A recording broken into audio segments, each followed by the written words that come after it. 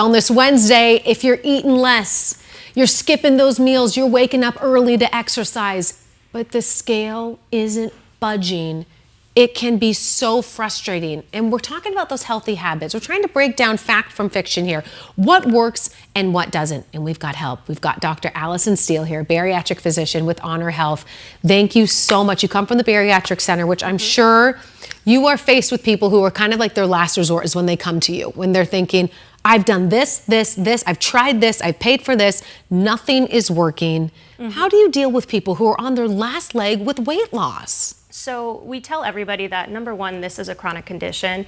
And so when we're treating and we're wanting to treat them, it's a marathon. Yeah. So it's slow and steady weight loss, and we need full comprehensive care, not just, a pill, here you go, you're gonna drop weight like they show you on social media. Right. We wanna make sure people are able to change their complete lifestyle so they're able to keep it off long term. Okay, I thought it was really interesting. We were talking about some of these fad diets, whether it's keto, whether it's the Mediterranean diet, the fasting, those peak times of eating.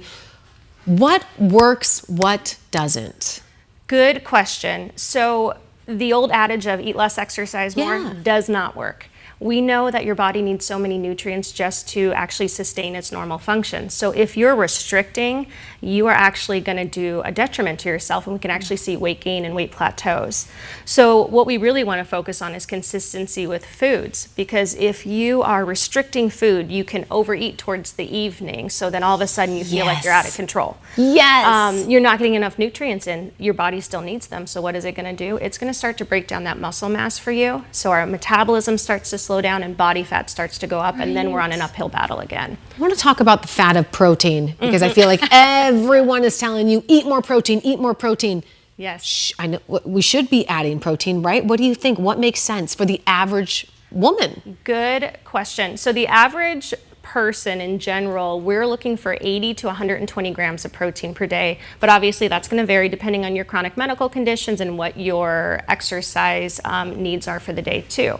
You want to minimize all those processed proteins, so like your synthetic proteins, your protein shakes, your protein bars. Yeah. They even have protein Doritos now. Oh yes, so, I bought those. I bought those. I really did. We want to minimize those. If you're going to do a protein shake or a protein bar, just try to only do it one per day. Okay. You want to really focus in on those whole foods, so like your lean proteins, your fish, chicken, turkey, tofu, edamame, and all those fresh fruits and vegetables too. I thought this was really interesting because you were talking to me about, the foods that we eat, and you say the less ingredients, the better. Is that the best route to go? You want to eat as cleanly as you can, because that protein, those fibers, number one, they're going to make you feel better. You're going to feel more satisfied throughout the day.